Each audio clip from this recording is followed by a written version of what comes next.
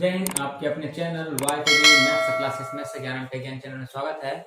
आज हम कक्षा 8वीं से नए अध्याय शुरू करेंगे, जिसमें हम पढ़ेंगे अध्याय 6 सांख्यिकी, जिसके माध्यम से हम केंद्रीय प्रवृत्ति की मापें होती है मुख्य 3, समांतर माध्यमी, बहुलक मॉड और माध्यिका मीडियन।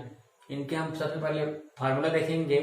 हमारे दैनिक जीवन में बहुत सारी इसकी उपयोगिताएं होती है बच्चे। यहाँ पे समांतर माध्य का मतलब होता है सामान्य से हम दैनिक जीवन में जो उपयोग करते हैं, सामान्य भाषा में औसत कहते हैं उसको। औसत मतलब एवरेज, है ना। और बहुलक का मतलब होता है कि जिसकी बारंबारता अधिक बार आई हो, है ना। जैसे हम कहेंगे कि 38 नंबर और 40 नंबर के जो शर्ट है, बहुत सारे लोग चलते हैं तो कंपनी उसको ज्यादा बनाती है ना। या जिसके उपयोग करने वाले की संख्या ज्यादा होगा तो उसकी निर्माता भी ज्यादा प्रोडक्शन निकालेगा उसको, ठीक है ना। तो ये बहुलक हो गया। बहुलक मतलब बहुत, है ना। माध्यिका का मतलब होगा बीच का। इसमें छुपा हुआ है, इसके मान में, है ना, इसे शब्द में छुपा हुआ है। माध्यिका का मतलब होगा बीच का। तो चलिए हम एक एक करके देखेंगे समांतर माध्य क्या होगा।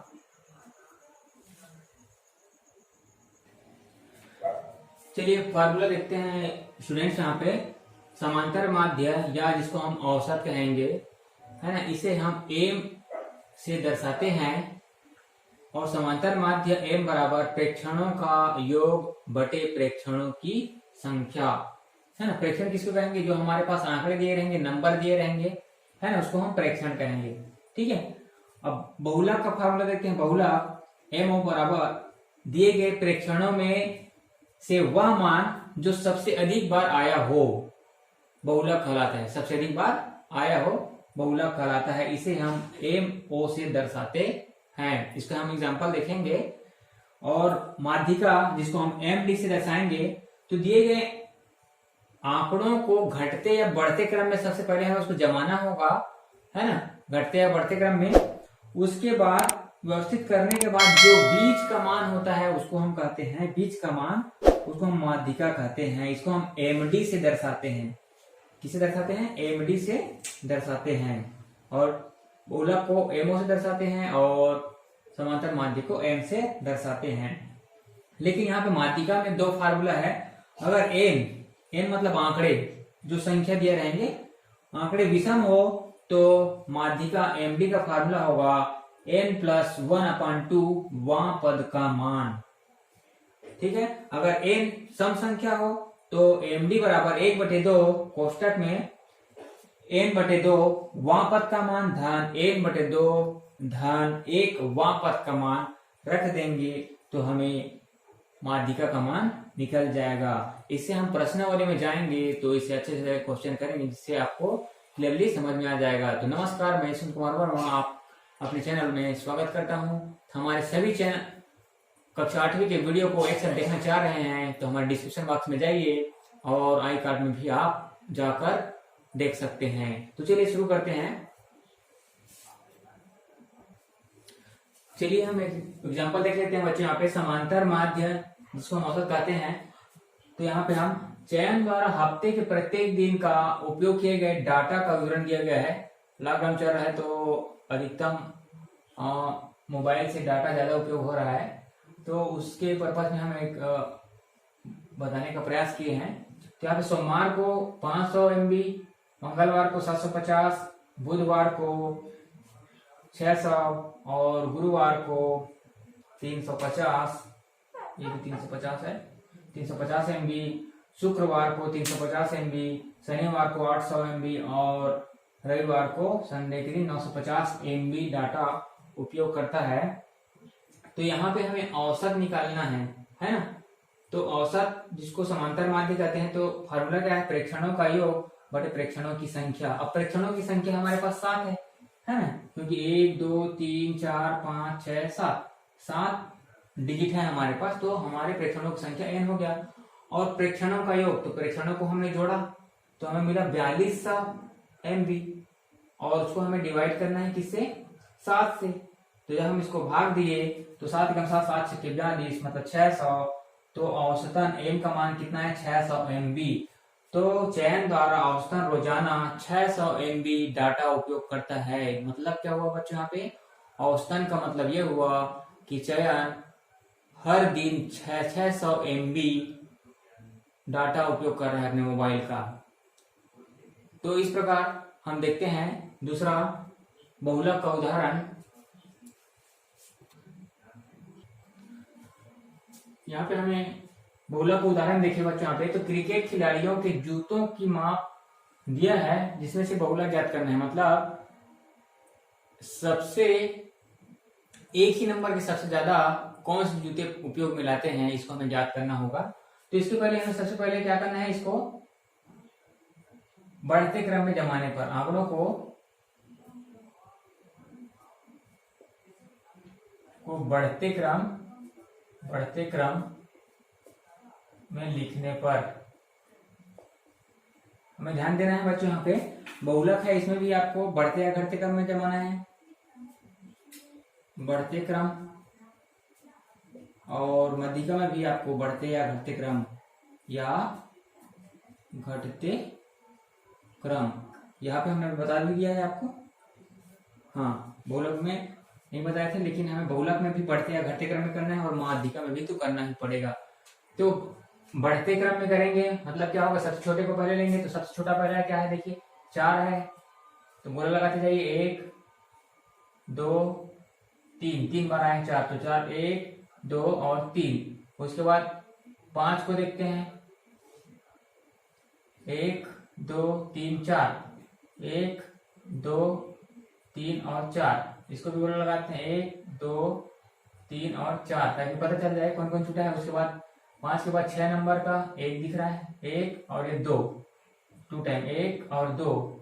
और उसके बाद 6 के बाद 7, 1 डिजिट दिख रहा है 7 और 9, एक जूता दिख रहा है। अब यहाँ पे हम देखें तो आंकड़ों को ध्यान दीजिए कि सबसे अधिक बार कौन सी संख्या आया है। 5 सबसे अधिक बार आया है, देखिए 4 बार है ना। तो हम कहेंगे चूंकि 5 सबसे अधिक कितने बार आया है, 4 बार आया है, इसलिए बहुलक MO बराबर 5 होगा। ये हमारा आंसर हो जाएगा, है ना। तो बहुलक 5 हो जाएगा। मतलब क्रिकेट खिलाड़ियों में 11 खिलाड़ी होते हैं, उसमें सबसे अधिक 5 नंबर के जूते उपयोग हो रहे हैं वहां पे, ऐसा कर सकते हैं। तो चलिए हम प्रश्नावली में चलते हैं बच्चों। यहाँ पे प्रश्नावली में हमें माध्यिका का भी उदाहरण मिल जाएगा। चलते हैं प्रश्नावली में। प्रश्नावली 6 से हम देखते हैं। यहाँ पे प्रश्न पहला दिया हुआ है, समांतर माध्य ज्ञात कीजिए। यहाँ पे हमारे पास आंकड़े दिए हुए हैं 81 74 69 73 91 55 और 61। तो एक बार हम हल में लिख देंगे। उसके बाद हमें आंकड़े से दिए हुए क्या ज्ञात करना है, समांतर माध्य ज्ञात करना है। तो समांतर माध्य का फार्मूला हमें एक बार लिख देना है, चूंकि हमें पता है क्या, समांतर माध्य M = प्रेक्षणों का योग बटे प्रेक्षणों की संख्या। तो यहाँ पे प्रेक्षणों का योग कर देते हैं। तो प्रेक्षणों का योग करेंगे, देखिए क्या आता है।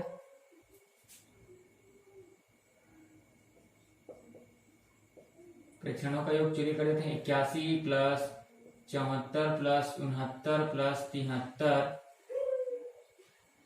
प्लस 91 प्लस 55 प्लस 61,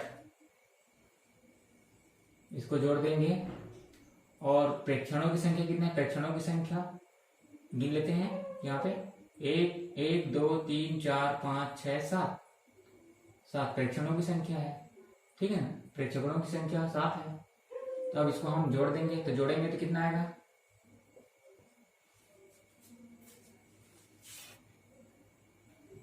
यहाँ पे जोड़ेंगे 7 प्रेक्षणों को, तो 504 आया और उसको हमें भाग देना है 7 से। तो क्या हो जाएगा, 5 एकम 5, सॉरी 7 एकम 7 और 7 7 49, 1 बचा 14 हो गया और 7 दूनी 14। इसलिए M का मान हमें मिल गया 72, है ना, 72। ये हमारा आंसर हो जाएगा। इसका मतलब ये है कि जो हमारे पास 7 आंकड़े दिए हैं तो प्रत्येक दिन 72 होगा। प्रत्येक दिन 72 होगा। 72 गाय हो सकते हैं पानी पिलाने की संख्या, 72 MB भी हो सकता है। मतलब वो एवरेज में पता चल गया। तो इसका कहने का मतलब है कि हम 72 गुणित 7 करें तो बिल्कुल हमें 504 ही प्राप्त होगा। ठीक है, प्रश्न दूसरा देखते हैं बच्चों। यहाँ पे प्रश्न दूसरा कहा गया बच्चों, यहाँ पे 50 से 70 तक के सभी सम संख्याओं का माध्य निकालिए, समांतर माध्य निकालिए। चलिए इसको हल करते हैं।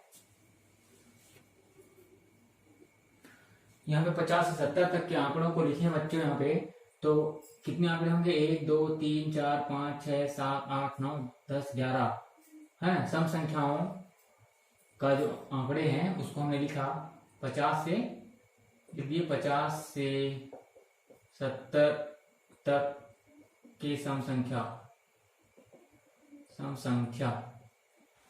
ठीक है, तो हमारा फॉर्मूला क्या है? माध्य, जिसको हम समांतर माध्य भी कहते हैं, जिसको हम औसत भी कहते हैं, उसका फॉर्मूला प्रेक्षणों का योग बटे प्रेक्षणों की संख्या।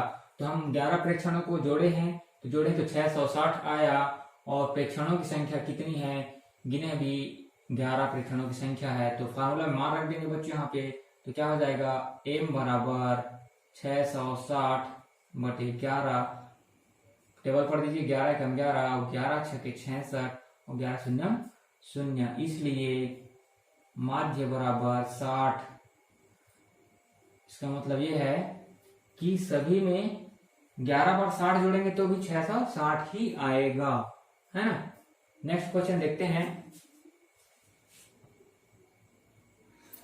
तीसरा सवाल देखते हैं बच्चों। यहाँ पे माध्यिका ज्ञात कीजिए।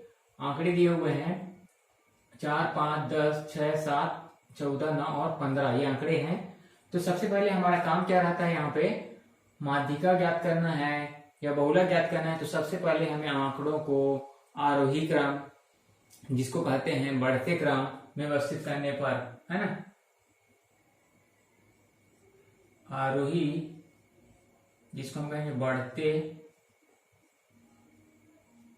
क्रम में लिखने पर चलिए लिख देते हैं। बढ़ते क्रम में तो सबसे छोटा क्या लिख रहा है यहाँ पे, और सर्कल लगाते जाएंगे ताकि इससे हमें कोई भी आंकड़ा छूटे ना। तो 4 सबसे छोटा है, 4, उसके बाद 5, उसके बाद 5 के बाद ये 6 आ रहा है, 6 के बाद 7 हो गया, 7 के बाद 9 हो गया, 9 के बाद 10, 10 के बाद 14 हो गया, उसके बाद लास्ट में हमारे पास 15 आ गया। अब गिन लेते हैं, 1 2 3 4 5 6 7 8, है ना। यहाँ 8 है तो यहाँ भी 8 में 1 2 3 4 5 6 7 8। अब यहाँ पे n कितने आंकड़े हैं? आंकड़ों की संख्या, आंकड़ों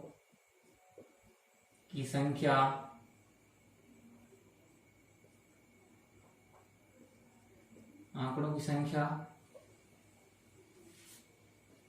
n बराबर कितना है? 1 2 3 4 5 6 7 8, 8 है। क्या है? ये सम है।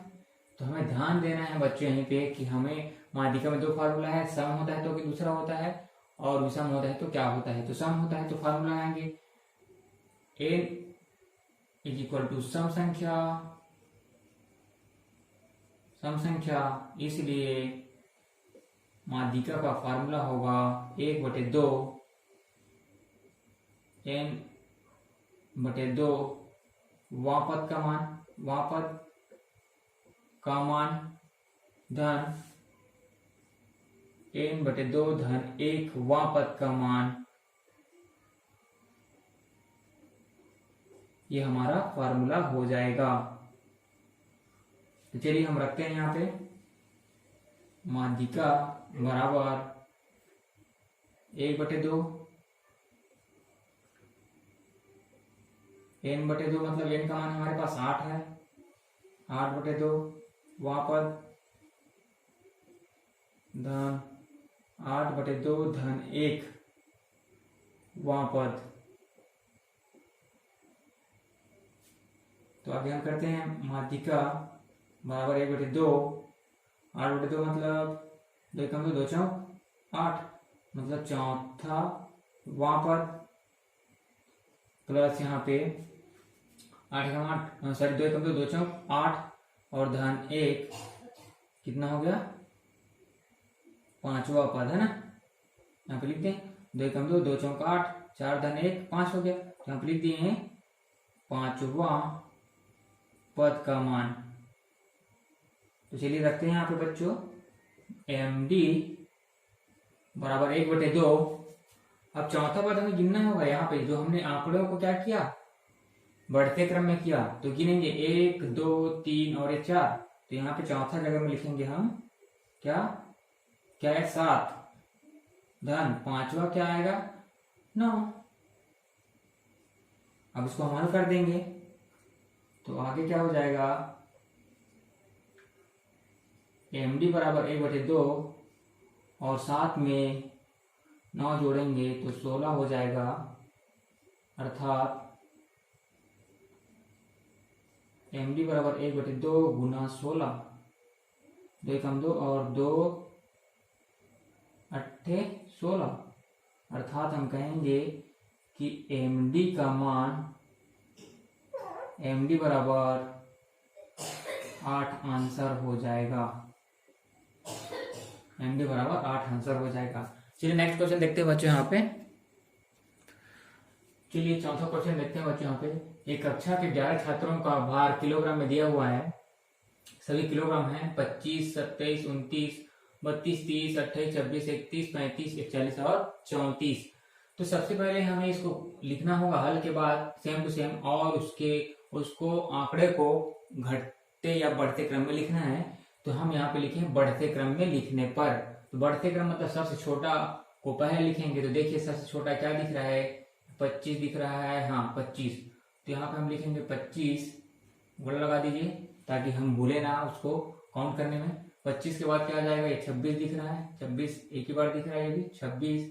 उसके बाद 27 दिख रहा है, 27 दिख रहा है। उसके बाद 28 दिख रहा है, 28। उसके बाद 29, 29। उसके बाद है 30 दिख रहा है, 30। फिर 31 दिख रहा है, फिर 32 दिख रहा है।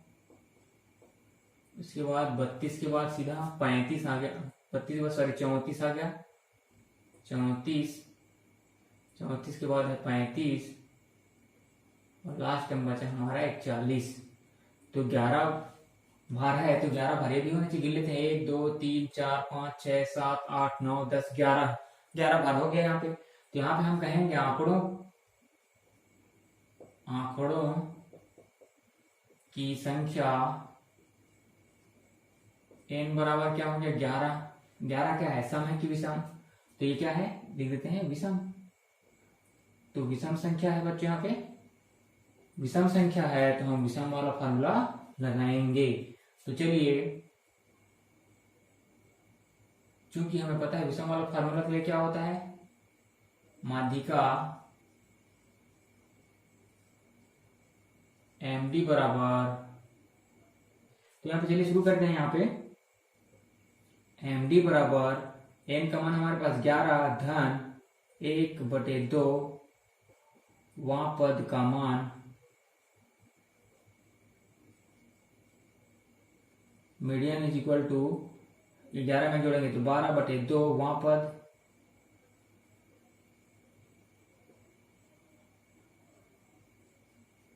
MD बराबर 2 एकम 2 2 छक्के 12, मतलब छठवां पद का मान, वां पद का मान। हमें ध्यान देना है ये हमारा आंसर नहीं, वां पद का मान। अब हमने जो व्यवस्थित किए आंकड़े उसमें जाना होगा और छठवां पद को गिनना होगा। 1 2 3 4 5 और 6, मतलब हमारा आंसर हो जाएगा MD बराबर 30 किलोग्राम। ये हमारा आंसर होगा। ध्यान देना है MD बराबर 30 किलोग्राम। तो इसका मतलब क्या होगा, जो 11 बच्चे हैं तो एवरेज में 11 बच्चों का जो वजन है 30-30 किलोग्राम है, ऐसा हो रहा है इसका मतलब। तो मिलते हैं नेक्स्ट वीडियो में। हमारा वीडियो कैसे लग रहा है बिल्कुल लाइक करके और अपने दोस्तों को शेयर करके हमें मोटिवेशन दे। मिलते हैं नेक्स्ट वीडियो में, बाय।